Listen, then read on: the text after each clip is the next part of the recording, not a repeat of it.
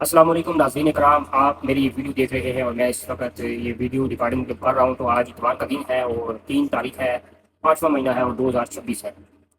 دوستو، آپ نے میری اس ویڈیو کو مکمل دیکھنا ہے۔ سب سے پہلے میں بات کروں گا اس وقت موجودہ جو حالات ہیں، جس طرح ایران امریکہ کی جنگ کے بیچ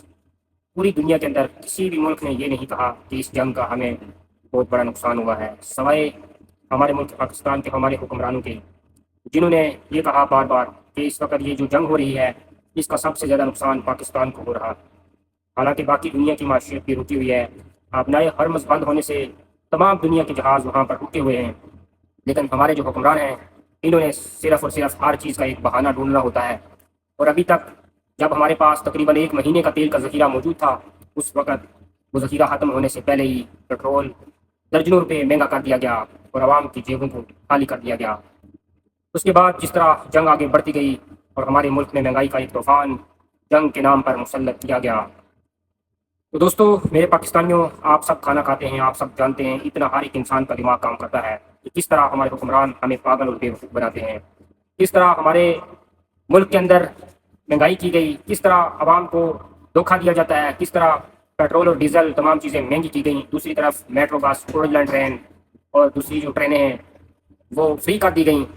تو کیا آپ عام عوام یہ بات نہیں سمجھتے کہ اگر orange line train, metro bus service اور دوسری جتنی بھی شہروں کے اندر ٹرینیں چلتی ہیں، بسیں چلتی ہیں، اگر ان سب کو فری کیا جا سکتا ہے، ان سب کا فری ہونے کا جو خرچہ ہے، جو بوجھ ہے وہ حکومت برداشت کر سکتی ہے، تو عوام کو سستا پیٹرول کیوں نہیں دے سکتے؟ یہ بہت بڑا سوال ہے۔ اس کے بعد حکومت وقت نے ہر بے گھر کو 1 کروڑ روپے تک قرضہ دینے کا جو اعلان کیا ہے، تو میرے پاکستانیوں یہ صرف اور صرف ڈرامے ہیں۔ مجھے وہ پاکستانی بتائے کہ جس کے پاس اپنا گھر نہیں تھا اور موجودہ حکومت کے اعلان کے بعد اسے 1 کروڑ روپیہ ملا ہو اور اس نے اپنا گھر بنانا شروع کیا ہو۔ ایک طرف مہنگائی کا اتنا بڑا طوفان ہے، پیٹرول اور ڈیزل اتنا مہنگا کر دیا ہے، عوام کا جینا مشکل ہو گیا مہنگائی کی وجہ سے، اور دوسری طرف کیا یہ حکومت آپ کو بے گھر افراد کو، عام آدمی کو 1 کروڑ روپیہ دے گی؟ یہ صرف اور صرف دھوکے بازی، فراڈ ہے، عوام کے ساتھ ایک دھوکہ ہے، عوام کو بے وقوف بنایا جا رہا ہے۔ اس طرح قومیں نہیں بنتی، اس طرح ملک ترقی نہیں کرتے۔ ملک کے اندر ہزاروں پروجیکٹس لگائے گئے ہیں